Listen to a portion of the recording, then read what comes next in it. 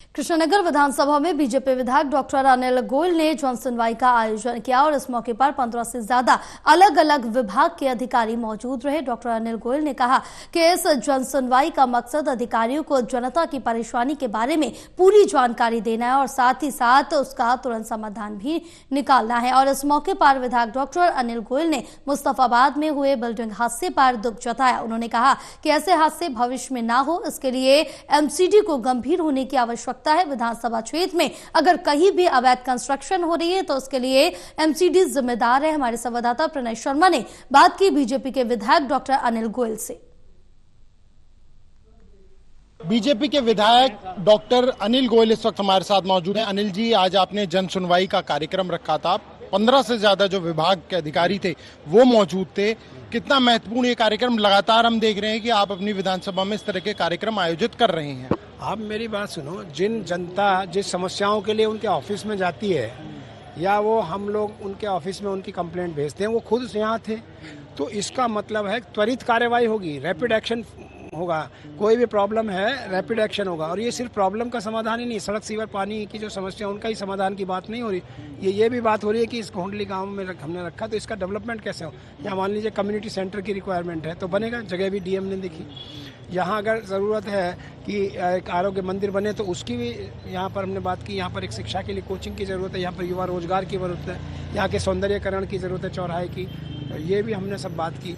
तो इसके दो पार्ट थे, एक तो उनकी समस्याओं का समाधान अधिकारियों के साथ, डायरेक्ट अधिकारियों को वो अपनी कंप्लेंट दें और वो टाइम बाउंड मैनर में उसका समाधान करें। दूसरा, यहाँ जो डेवलपमेंट के काम है वो यहाँ बताए गए और वो भी टाइम बाउंड मैनर में शुरू होंगे। मुझे लगता है कि ये सारे काम जो डेवलपमेंट के हैं शुरू हो जाएंगे अगले 2-3 महीने में और हो सकता है 1-2 साल में आप इसका नया रूप देखें।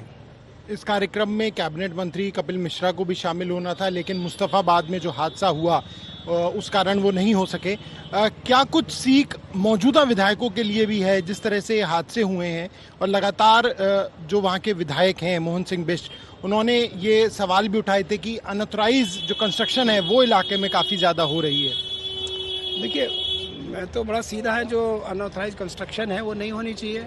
सेफ्टी जो बिल्डिंग बन रही है उसकी सेफ्टी का ध्यान एमसीडी अधिकारियों को रखना चाहिए और इसमें भी जो बिल्डिंग गिरी है, जो जिम्मेदार व्यक्ति हैं, जो जिम्मेदार अधिकारी हैं, उनके खिलाफ एक्शन होना चाहिए।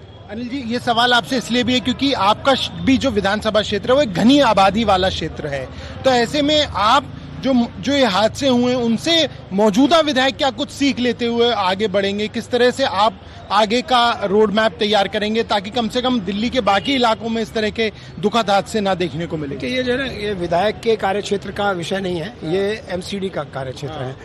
तो एमसीडी को ये देखना होगा कि कोई जो स्ट्रक्चर बन रहा है वो अनसेफ ना बने, जो स्ट्रक्चर बन रहा है वो सेफ बने, ये इंश्योर करना एमसीडी के अधिकारियों को काम है। जो ये नहीं देखेंगे और ऐसे हादसे होंगे तो वो जिम्मेदारी फिक्स होगी, उनके खिलाफ एक्शन होगा। ये मैं अपने विधानसभा में भी बोल रहा हूँ।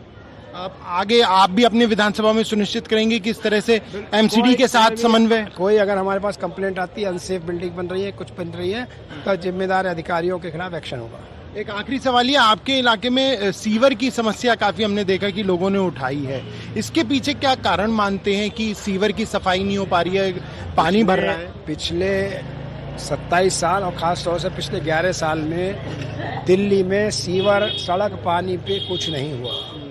मैं आपको एक पूरा चेन बताता हूँ। यहाँ से सीवर कृष्णनगर से जाता है प्रीत विहार, ठीक है, वहाँ पाइपलाइंस है, फिर जाता है आगे जो त्रिलोकपुरी, उसके बाद वहाँ सीवेज ट्रीटमेंट प्लांट से ट्रीट होकर जाता है। वहाँ वो डीसिल्टिंग नहीं हुई, 10 साल से साफ़ नहीं हुआ।